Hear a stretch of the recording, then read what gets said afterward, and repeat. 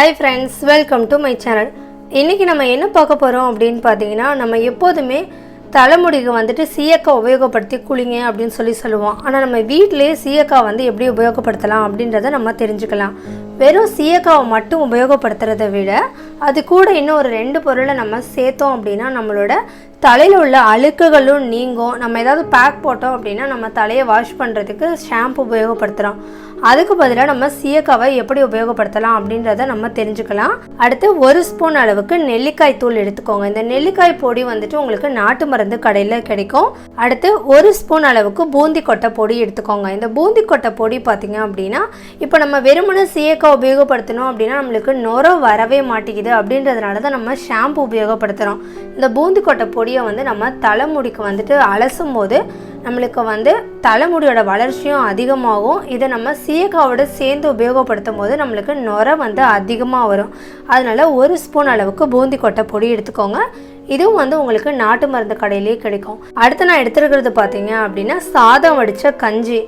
பழைய காலத்துலலாம் நம்மளோட பாட்டி நம்மளோட அம்மாலாம் பார்த்தீங்கன்னா நம்மளுக்கு சீயக்காய் தான் உபயோகப்படுத்துவாங்க. வெறுமனே தண்ணியில் கலந்து சீயக்காய் உபயோகப்படுத்துறதுக்கு பதிலாக இந்த மாதிரி சாதம் வடித்த கஞ்சியை உபயோகப்படுத்தணும் அப்படின்னா நம்ம தலையில் உள்ள அழுக்குகளும் நீங்கும்.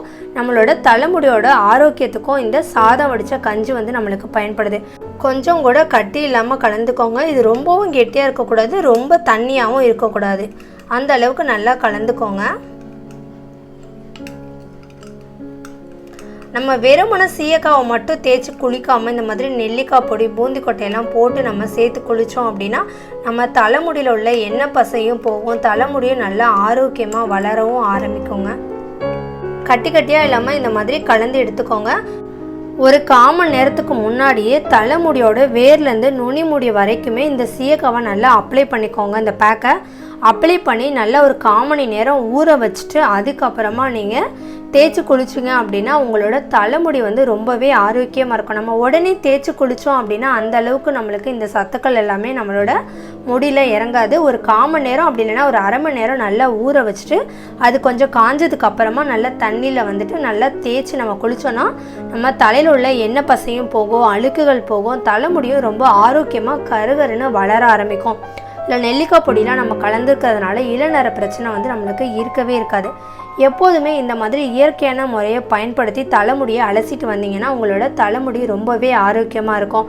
நீங்கள் வந்துட்டு தலைமுடி வளரணும் அப்படின்றதுக்காக நிறைய ட்ரீட்மெண்ட்லாம் பண்ணிவிட்டு நீங்கள் ஷாம்பு உபயோகப்படுத்தினீங்க அப்படின்னா அந்த மருந்தெல்லாம் உபயோகப்படுத்தி ரொம்ப வேஸ்ட்டு.